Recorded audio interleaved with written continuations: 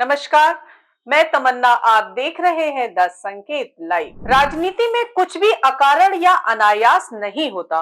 किसी के बयान के भी मायने होते हैं और उसके पीछे कई बार गहरी रणनीति भी छिपी होती है या फिर भविष्य के कुछ संकेत होते हैं।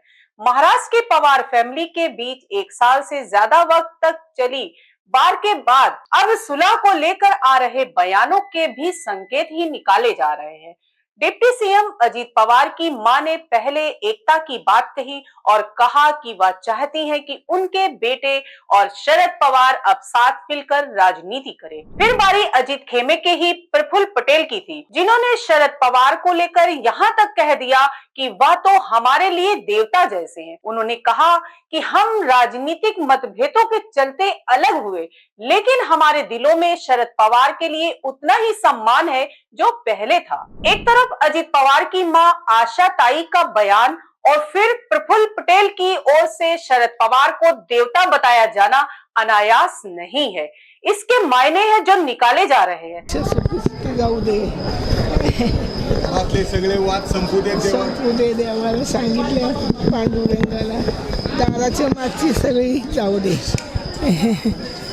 आता या पद्धतीने सगळीकडनं संवाद सुरू व्हायला लागले। लवकरात लवकर या वर्षात व्हावं असं वाटतंय। शरद पवार आणि अजित दादा एकत्र यावे। हो पांडुरंगाला ऐकणार। हो ऐकणार। महाराष्ट्र की राजनीति में चर्चाएं जोरों पर हैं कि क्या पवार फैमिली के दोनों खेमों में एकता हो सकती है।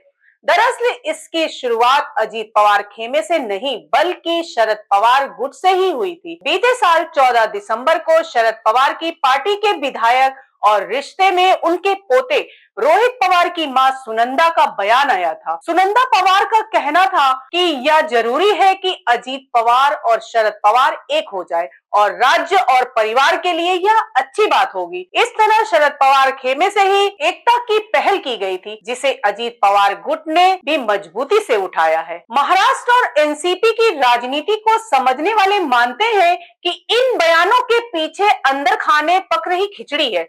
दरअसल दोनों गुट भविष्य की राजनीति के लिए एकता चाहते हैं और पूरी संभावना है कि शरद पवार की इसमें हामी हो। शरद पवार के एकता चाहने के भी कई कारण हैं। वह 84 वर्ष के हो चुके हैं और अगले विधानसभा चुनाव तक उनकी आयु 90 वर्ष के करीब होगी। उनकी बेटी सुप्रिया सुले भले ही लगातार बारामती से सांसद चुनी जा रही हैं, लेकिन वह कोई जननेता नहीं बन सकी हैं। ऐसे में शरद पवार के बिना कैसे सुप्रिया सुले आगे बढ़ेंगी, यह चिंता की बात होगी। माना जा रहा है कि इसलिए शरद पवार भतीजे के साथ आगे बढ़ना चाहते हैं, जिससे पार्टी मजबूत रहेगी और परिवार के भी सभी लोगों के लिए संभावना बनी रहेगी। विधानसभा चुनाव में शरद पवार की पार्टी को करारा झटका लगा है, जबकि अजीत पवार की पार्टी 41 विधायक जिताने में सफल रही। इस तरह शरद पवार खेमे को सूबे की सियासत में झटका लगा है। वहीं भाजपा के लिए भी यह एकता फायदेमंद होगी। लोकसभा में शरद पवार के सांसदों की ताकत उसे मिल जाएगी, जबकि विधानसभा में भी मामला एक तरफा जैसा हो जाएगा। अब तक अजीत पवार या शरद पवार ने आधिकारिक तौर पर एकता को लेकर कुछ नहीं कहा है, लेकिन माना जा रहा है कि परिवार और नेताओं से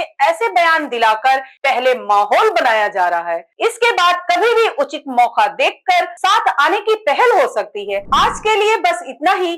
धन्यवाद।